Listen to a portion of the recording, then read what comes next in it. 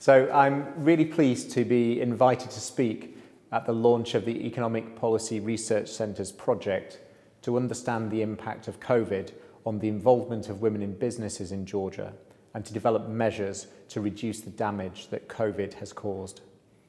It's hard, I think, to overstate the importance of the women's role in the workforce.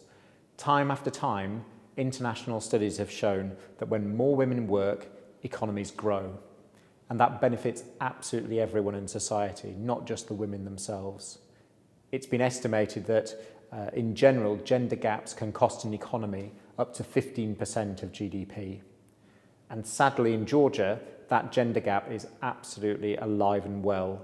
So according to Georgia's National Statistics Agency, in 2018, around 47% of employees were women, whereas 53% were men. It doesn't sound very much, and that gap doesn't sound very big. But when you look at the gap in wages, it's huge. The average salary for men was 1,300 lari, whereas for women, it was only 745 lari.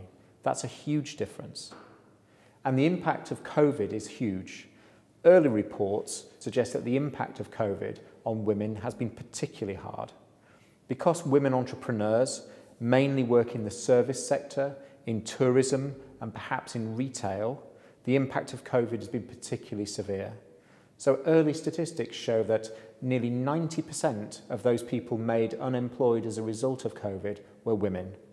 Over half of Georgia's female entrepreneurs have been forced to close or stop their businesses, and 1 in 20 have been forced to close their business for good. And I think it's really important, of course, that the impact of COVID on women is not just seen in the workplace. There's been a huge increase in demand for homeschooling, something that I'm struggling with at the moment. There's an increased need to look after elderly relatives. Rates of domestic violence have increased. And across the board, in most cases, it's women who've had to shoulder that burden.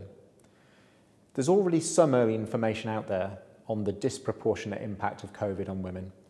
But the benefit of EPRC's project is that it will further generate more detailed evidence on the impact of women in business, and it will turn that to some practical benefit.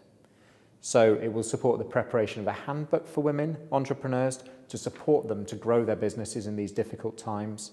And really importantly, this research and the results will be shared with government to allow them to better support women as the economy grows. So responding to COVID is a huge challenge for absolutely every country in the world at the moment. And in the year of the UK's G7 presidency, the UK is working to support the global economy to build back healthier, greener and better, and supporting more women entrepreneurs to get back into business, to get back into the workplace is an absolutely key part of that. So I look forward to seeing the results of this project when they're available.